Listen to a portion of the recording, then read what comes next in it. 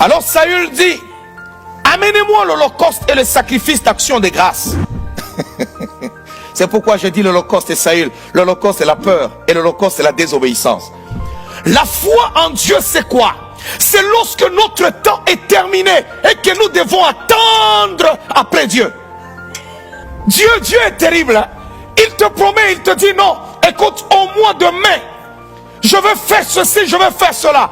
Écoute, ça c'est ton temps. Maintenant, quand tu attends, tu arrives là, tu es en train de prier, tu es en train de tout faire parce qu'on t'a dit, mais il y a quelque chose qui doit se faire. J'ai ma promotion, mon mariage au mois de mai. Oh, Rakava Shanda, Rava Shanda. Vous trouvez la personne en train de prier, en train de jeûner. Vous pensez que cette personne a la foi. En réalité, ce n'est pas la foi que la personne a en Dieu, mais c'est parce qu'on lui a dit qu'au mois de mai, il y a une grande visitation.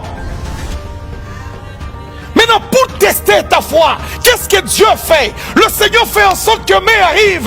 1er, 2e, 3, 10, 20. Allez, 30 mai, il n'y a rien. Tu dis, mais qu'est-ce qui se passe? Est-ce que j'avais mal entendu la voix de Dieu? Ou c'est quoi? Non. Est-ce que Dieu avait parlé ou c'est quoi? C'est là que vous voyez certaines personnes commencer à recorriger ce qu'ils avaient vu. Les hommes de foi, bien-aimés, ne corrigent pas ce que Dieu leur avait déjà dit. Saül regarde, les hommes commencent plus grave encore. Non seulement Samuel n'arrive pas, les hommes commencent même à l'abandonner. Tu as été fidèle à Dieu, mais cependant tout s'écroule autour de toi. Non, c'est là que Saül dit, je vais offrir l'holocauste. Je vais maintenant utiliser une stratégie pour que les gens se connectent à moi. Pour que je ne perde pas même le peu qui me reste. Parce que si j'attends, je vais perdre même le peu. Je vais faire le service moi-même. Il y a des actions que tu pourras faire dans ta vie tout simplement parce que tu as peur. Tu ne veux pas que les gens te lâchent.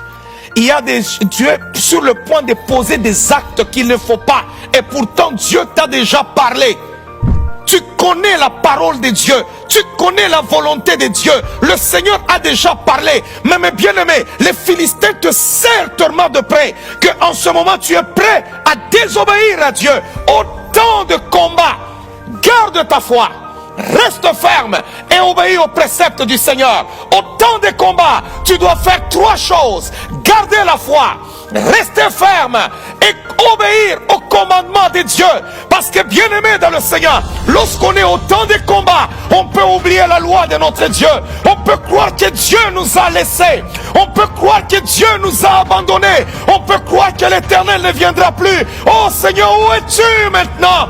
Où es-tu, Yahweh? Mais la Bible dit au temps des combats, Saül, tout le monde tremblait. Les gens ont commencé à se disperser. Alors Saül a fait ce qu'il ne pouvait jamais faire. C'est pourquoi dans le livre d'Habakkuk on dit, c'est une prophétie qui est sur le point de s'accomplir. Elle marche vers son terme. Si elle tarde, pourquoi? Parce que le temps de l'homme doit toujours mourir. Et l'homme doit prouver à Dieu qu'après mon temps, je suis capable d'attendre ton temps. Qu'un homme a dit, Dieu n'est point un homme pour mentir, ni un fils d'un homme pour se repentir. Ce qu'il a dit, il le fera.